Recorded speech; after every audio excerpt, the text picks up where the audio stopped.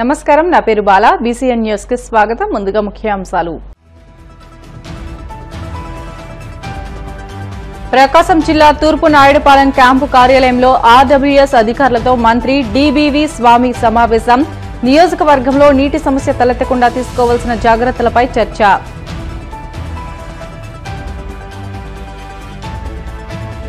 టెక్నాలజీతో రెవెన్యూ శాఖలో సమూల మార్పులకు ప్రయత్నం చేస్తున్నామన్న మంత్రి అనగాని రీసర్వేపై ప్రతి 3 నెలలకు ఒకసారి రివ్యూ చేస్తామని స్పష్టం.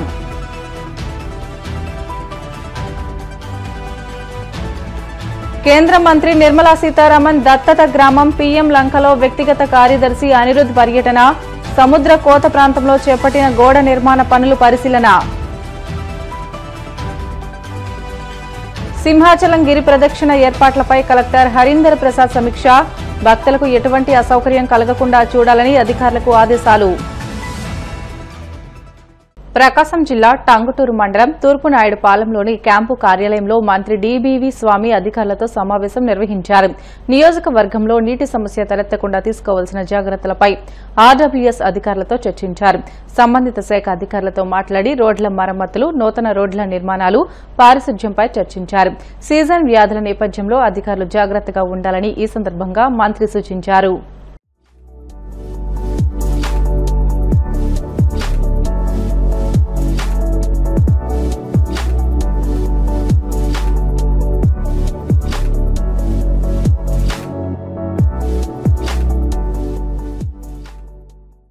రెవెన్యూ సంబంధించి 10 అంశాలపై ముఖ్యమంత్రి చంద్రబాబు నాయుడు సమీక్ష చేశారని మంత్రి అనగాని సత్యప్రసాద్ తెలియజేశారు. 10 లక్షల రూపాయల వరకు భూమి విలువ ఉంటే సక్సెన్ సర్టిఫికెట్ కోసం గ్రామ సచివాలయంలోనే 100 రూపాయలు ఫీజు చెల్లించి పొందవచ్చునని అన్నారు. 10 లక్షల పైన విలువ ఉంటే 1000 రూపాయలు ఫీజుగా నిర్ణయించినట్లు తెలియజేశారు. టెక్నాలజీ ద్వారా రెవెన్యూ శాఖలో సమూల మార్పులకు ప్రయత్నం చేస్తున్నామని అన్నారు. గత ప్రభుత్వం రీసర్వే చేయకుండానే ఫోటోల పిచ్చితో ఇష్టానుసారం చేశారని ఫైర్ అయ్యారు. ప్రభుత్వం ఇచ్చే పాస్బుక్ క్యూఆర్ కోడ్ అనేది భూమి జీపీఎస్ కూడా చూపుతుందని పేర్కొన్నారు. ఆగస్టు 15న పండగ వాతావరణంలో అందరికీ పాస్ పుస్తకాలు అందిస్తామని ప్రకటించారు. సంస్థ పరిపాలనలో రెవెన్యూ డిపార్ట్మెంట్ యొక్క పనితీరు పైన, అలాగే పేద ప్రజలందరికీ కూడా వారి యొక్క భూ వివాద పరిష్కారాలు చేసే విధంగా ఏదైతే గౌరవ ముఖ్యమంత్రి గారు రివ్యూ చేశారు. ముఖ్యంగా 10 అంశాల మీద పేదవాడికి రాబోయే రోజుల్లో, ఎందుకంటే భూమి అంటే సెంటిమెంట్, భూమి మీద పుడతాడు, భూమిలోని కలుస్తాడు కాబట్టి ఆ సెంటిమెంట్ ని, అతని ఎమోషన్స్ అర్థం చేసుకుని కొంచెం లీనియంట్ గా ఉన్నా కూడా గవర్నమెంట్ కొంచెం బ్రహ్మాండంగా పేదలకి సేవ చేయాలని లక్ష్యంతో గౌరవ ముఖ్యమంత్రి గారు ఈ 10 అంశాలు ముందు పెట్టుకుని దాని మీద అన్నిటి కూడా మాతో చర్చించి రెమెడీస్ కూడా తేవడం జరిగింది. ఎక్కువగా మనం చూస్తూ ఉంటాం సక్సెన్ సర్టిఫికేట్ అనేది వారసత్వంగా వచ్చినటువంటి భూముల్ని చాలా మంది కూడా 1% ఉండి కట్టుకోలేకనో ఆ సక్సెన్ తెచ్చుకోరు. గ్రామాల్లో వివాదాలకి అది దారితీస్తూ ఉంటుంది. గౌరవ ముఖ్యమంత్రి గారు 10 లక్షల రూపాయల దాకా ఉంటే ఆ భూమి విలువ కేవలం 100 రూపాయలకే, అది కూడా గ్రామ సచివాలయంలోనే చేసుకునే విధంగా 10 లక్షల రూపాయలు దాటితే 1000 రూపాయలు పెట్టి చాలా తక్కువ. అంటే ఇలాంటి వివాదాలు రాబోయే జనరేషన్స్, సెకండ్ థర్డ్ జనరేషన్స్ లో ఇలాంటివన్నీ కంటిన్యూ అయ్యి ఇబ్బందులు పడతా ఉన్నారు. కాబట్టి అలాంటి ఇబ్బందులు పడకూడదనే లక్ష్యంతో ఈ యొక్క మంచి కార్యక్రమం చేశారు. వాళ్ళు ఎక్కడ కూడా తహసీల్దార్ ఆఫీసులకు కూడా వెళ్లాల్సిన అవసరం లేకుండా గ్రామ సచివాలయంలోనే చేసుకునే విధంగా ఈ యొక్క మంచి వరం కూడా ఇచ్చినటువంటి పరిస్థితి. ఏదైతే క్యాస్ట్ సర్టిఫికేట్స్ ఉన్నాయో, కుల ధృవీకరణ పత్రాలన్నీ కూడా దాదాపుగా 43,43,43,89 lakhs ఇవ్వడం జరిగింది. 100% కూడా ఆగస్ట్ 2 కల్లా ఇచ్చి, ప్లస్ అది కూడా అవసరం ఉంటే అధికారులకు వాళ్ళకి ఓపెన్ డొమైన్ కనపడే విధంగా చేయమని చెప్పారు. అక్టోబర్ 2 కల్లా ఈ రాష్ట్రంలో మా సూపర్ 6 చెప్పినటువంటి అన్ని కూడా మేము చేస్తా ఉన్నాం. సుపరిపాలన వైపు వెళ్తా ఉన్నాం. పేదవాడి భూ హక్కులు కల్పించే విధంగా ఎలాగైతే ల్యాండ్ టైటిలింగ్ యాక్ట్ రిపీల్ చేశామో, ఏదైతే మాట ఇచ్చామో బరియల్ గ్రౌండ్స్ మీద, అలాగే పేదలకు ఇల్లు గాని, జర్నలిస్ట్ ఇల్లు గాని, ఇన్నిటిపైన కూడా చర్చ జరిగింది. దాదాపుగా 363 హ్యాబిటేషన్స్ లో మాకు ఇప్పుడు దాకా శ్మశాన వాటికలు లేవని చెప్పొచ్చింది. దానికి కావాల్సిన 137 కోట్ల రూపాయలు కూడా ఇమీడియట్ గా శాంక్షన్ చేస్తా ఉన్నారు. మేము ఏదైతే ఇంటింటికి తిరుగుతా ఉన్నాం ఈ నెలలో ఏమన్నా వచ్చినా కూడా వాటిని కూడా యాడ్ చేసుకుని 3 విడతలుగా ఇది పూర్తి చేస్తారని చెప్పేసి కూడా గౌరవ ముఖ్యమంత్రి గారు చెప్పడం నిజంగా చాలా ఆనందదాయకమైన విషయం. పేదల ఇల్లుల విషయంగా కూడా ఒక హౌస్ కమిటీ వేయడం జరిగింది. తప్పకుండా అతి త్వరగా ఇవన్నీ కూడా మేము అక్టోబర్ 2 ఎక్కువ కార్యక్రమాలకు మేము డెడ్ లైన్ పెట్టుకున్నాము. కొన్నిటికి ఆగస్ట్ 15 పెట్టుకున్నాము, అక్టోబర్ 2 పెట్టుకున్నాం. సో ఈ డెడ్ లైన్స్ లోపల వీటికి అన్నిటి కూడా పరిష్కారాలు వచ్చే విధంగా చేయబోతా ఉన్నాం. దాదాపుగా 1,85,000 మాకు ఈ రెవెన్యూ సదస్సుల్లో దరఖాస్తులు వచ్చినాయి. కానీ కేవలం 687 మాత్రమే ఉన్నాయి. అంటే మిగతా అన్ని కూడా మేము పరిష్కారం మార్గం లేకపోతే చెయ్యలేనివి. ఎందుకంటే వచ్చే సమస్యలన్నిటి కూడా చాలా మటుకు చేయలేనివి ఉన్నాయి.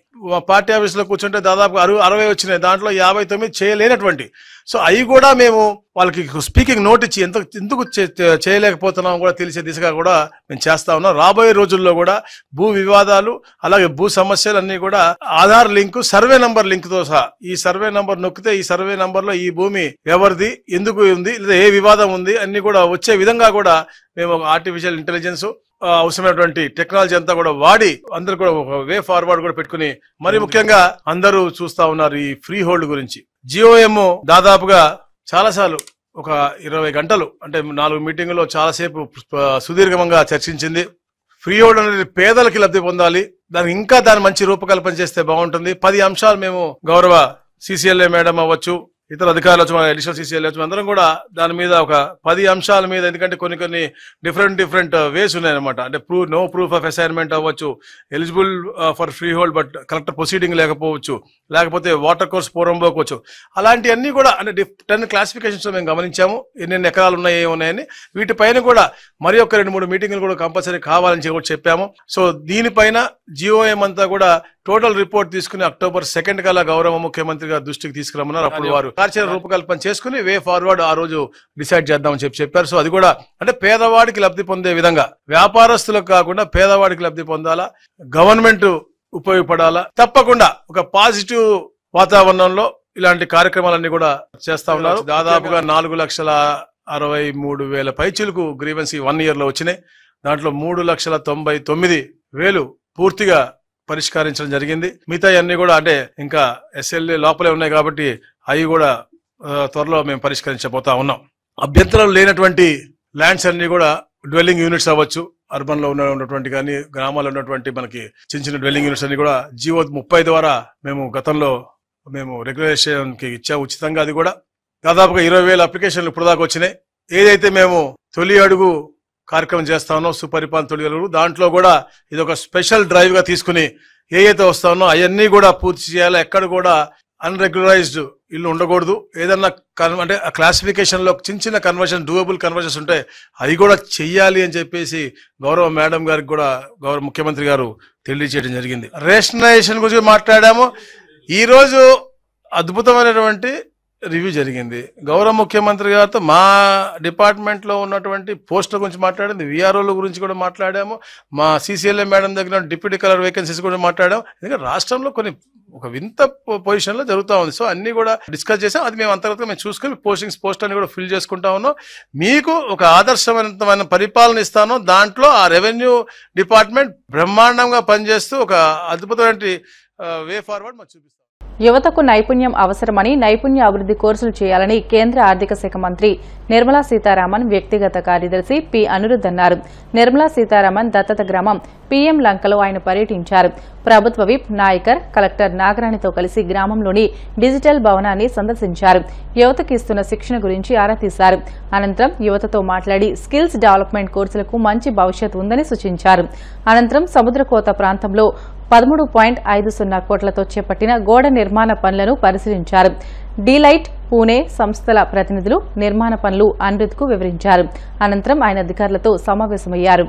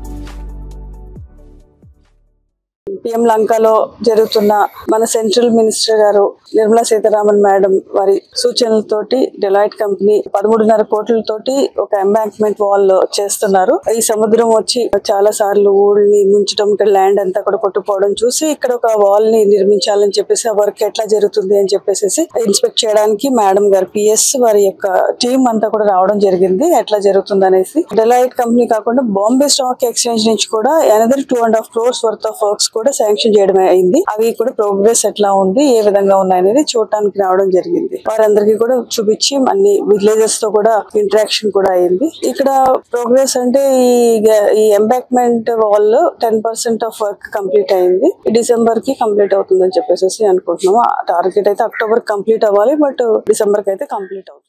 ఈ నెల 9, 10వ తేదీల్లో నిర్వహించబోయే శ్రీ వరాహలక్ష్మీ నరసింహస్వామి వారి సింహాచలం గిరి ప్రదక్షిణ కార్యక్రమాన్ని సమన్వయంతో విజయవంతం చేయాలని విశాఖ జిల్లా కలెక్టర్ హరీంద్ర ప్రసాద్ పిలుపునిచ్చారు.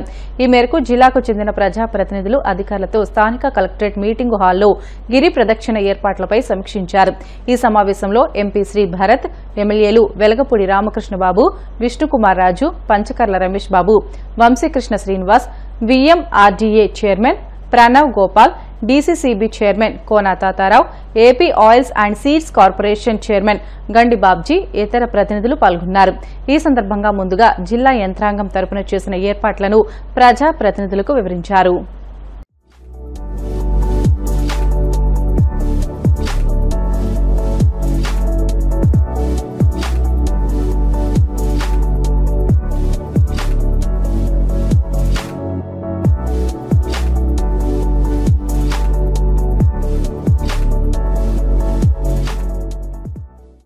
బులెటిన్లో షార్ట్ బ్రేక్ తీసుకుందాం. Stay with us.